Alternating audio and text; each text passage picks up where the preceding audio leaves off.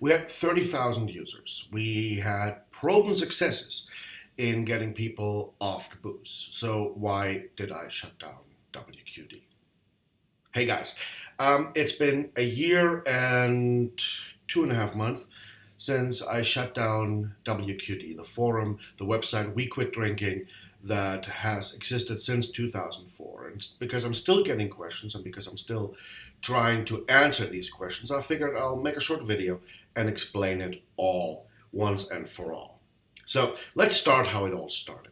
In 2003, late 2003, a chap by the name of Joey Ito decided that it was time for him to quit drinking. And because he was an investor in TypePad, he started a blog together with other people that were also in the process of quitting drinking. And they started blogging about it. After a couple of months, the blog just went dormant. People didn't write about it anymore. People didn't put anything in it anymore. But when I came back 6 months later, in April of 2004, I noticed that the comment section was full of people using the comments for their own quitting documentaries. So people were asking questions, people were talking about, I fell off the wagon yesterday, that kind of stuff. And I thought, maybe it would be a good idea if I just went ahead and, set up a small forum for them and give them a chance, to talk amongst themselves. So I set up the forum on a dormant subdomain of mine, netwarriors.org. And I linked it. It took about 6 months, during which I barely ever even noticed that that forum was still there. So, after 6 months in the late 2004, I noticed a massive spike in my data transfer. Let's not forget, 2004, you're still paid by the megabyte on your lines. And so I went to investigate, and I realized that this forum that I had set up and that had like maybe 5 users when I last checked had 300 users. And there were people such as Rich and Ronnie and whatnot that actively tried to moderate this forum without having any moderator tools. So all they did was ask people, please be quiet or whatever, because I was an absentee landlord. I was not there. So I rushed. I kind of fixed this. I handed out admin privileges, that kind of stuff, and it went from there. By 2007, we had about 12,000 users, and we had our first quit success stories. People were talking about it. WQD had never had any advertising. That was very important because advertising is reporting back, through cookies and whatever, to the advertiser. It didn't charge money, and it didn't censor much. It basically let people be themselves, and we realized that if you do this right, if you have a positive community, if you have positive ideas within the community moderates itself, and the trolls disappear really quickly. Yes, there was drama, but drama in alcoholics is basically, it's just a given. It belongs together. And if the nerves are raw and if you're in the middle of a quit, it is not uncommon for people to kind of have a little bit of a, dramatic nature. That said, even though we never charged any money, we never had a financial problem. We did have times when it got really bad. But it wasn't like an unsurmountable problem. Either I had the money, friends of mine had the money, or the community came together and paid for resources. Don't forget, again, we started in 2004, and in 2004, stuff was not that cheap, computers were not that big, and what could run today on a, $25 a month DigitalOcean server, back then had to be 5 or 6 computers. There was a database machine, then there was a web front, and there was a load balancer. We had a number of attacks against us when we became famous or visited enough to be threatening to like Car and other websites out there that made money with selling people quitting tools, because we were free, we were open, we let everybody in, and people managed to quit with us, which threatened the livelihood of people selling either working or non-working quit technologies or quit approaches. So, um, within all that, we were successful because, not despite, a really weird domain name. People didn't like to go to a website that had the word drinking in it or quitting in it or alcohol in it, because that was stuff that like showed up in their employers filters and that showed at home. So something like wqd.netwarriors.org was about as inconspicuous as it could be. Um, Things changed around, let's say, 2012, largely because forum software changed. People started going to Facebook to start their groups. They started talking on Twitter. That the blogosphere died, and the forum sphere died in 2014. And forgive me if I don't have my timeline super straight, but here's what happened. When we started, we used a bulletin board system that was completely, entirely not capable of handling 20,000 users, 1,200 of them concurrently writing and looking stuff up. And it was written in a way that made it really hard for me to go ahead and implement some features that were asked. So we switched over to vBulletin. vBulletin back then was not owned by anybody. It was written by a group of programmers, and it was not the best code, definitely not, but it was at least written in a way that we could plug in things that were needed. For example, people said, our PMs need to be encrypted on your server. We don't want you or anybody else to be able to read our personal messages, private messages. vBulletin saves them in clear text, and all you have to do is, dump the database and get everybody's most private conversations. So I wrote that. I wrote a plugin, or I changed the code to differently handle things that were of a private or of a confidential nature.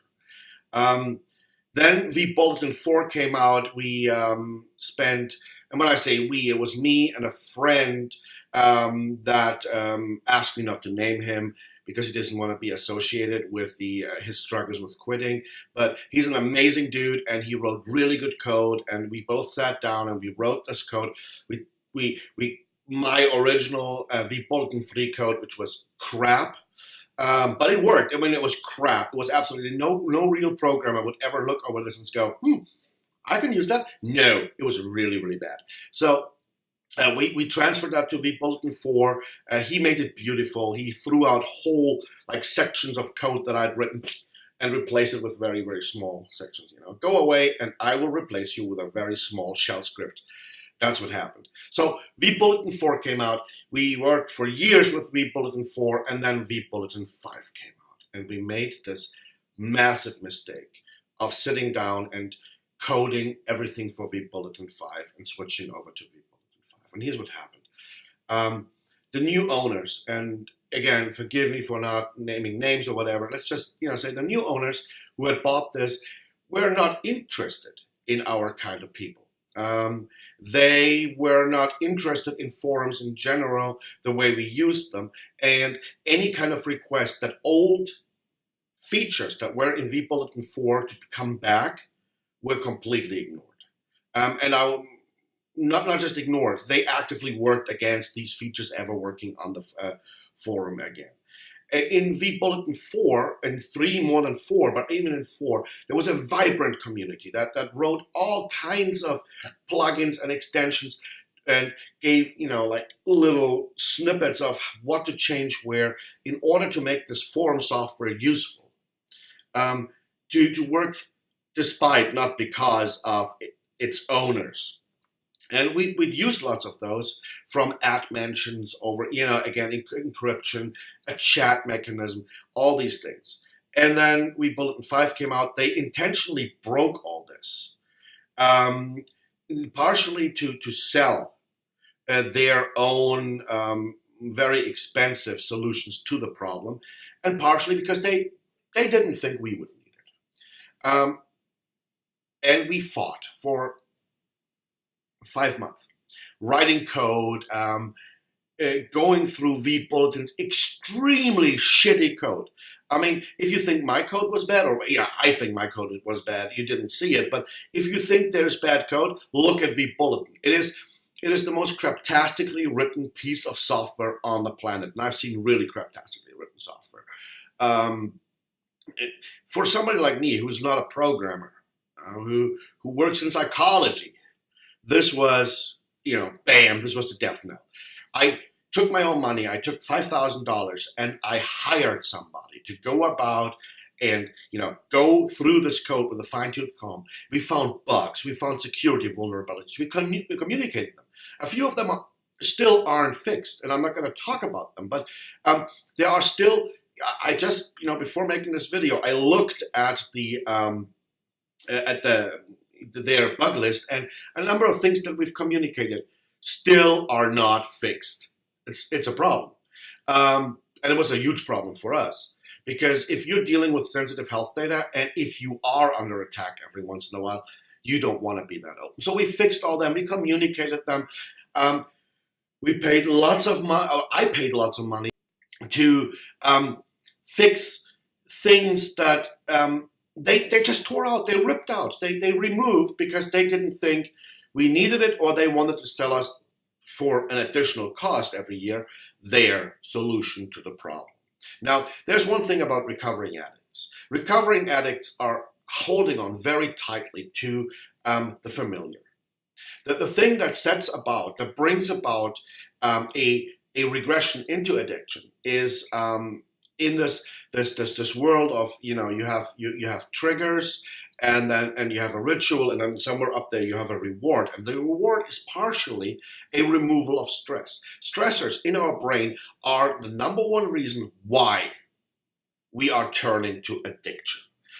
Like people drink to remove stress in their life. They all think we're trying to forget. Yes, that is psychologically and neurologically actually true. We try to remove stressors and the effects of stress on our system. So, changing a bulletin board software, something that 25,000 people at that point depended on, that people went to every day, that they had their circle of friends on, that they had their circle of acquaintances on, that they had at this point, a 12-year familiarity, 13-year familiarity with. Changing that is a stressor. It stresses people the heck out. And that's exactly what we didn't want. We wanted calm. We wanted familiarity. And along comes vBulletin and says, no. And if you stay with vBulletin 4, we're going to turn off all bug fixes, and we're turning off all security fixes. So you must go to vBulletin 5. You must give us more money, because we want your money and we don't want you to use these features. And that was the end of it. Because most of the huge bulletin boards had long since migrated over to Twitch. vBulletin was huge in the gaming community, over to Facebook, over to Twitter, had moved to different technologies. There were Slack channels where before that it was a 15,000, 20,000 user bulletin board system. All that contributed so that the falling away of the community and the absolute utter assholishness of the new owners of vBulletin contributed to us me, let's stop saying us, me no longer being able to financially and emotionally and with work support what was there. If you have a system with 20,000 people, you have a daily workload of about an hour and a half. Even if you have unpaid admins, and these guys were, I bow to them. I definitely bow to them. They were amazing human beings, recovering addicts themselves, committed to avoiding stress, stressing themselves to keep this website alive and vibrant and powerful. And even with 6 of these unpaid people that worked their butts off every day, and me putting in 2 hours, I didn't manage it. I would have had to put more time in, more money in. I would have had to spend so much more time on all this that it was simply at this very point no longer feasible. And that's why I shut down WQD. There is a river channel, and if you go to wqd.netwarriors.org, it will give you a link where to go. There's a river community that has taken over the reins. There is a Facebook community that has taken over the reins, stuff like that. But the website, it was just no longer doable. So on the 1st of January 2017, we shut it down.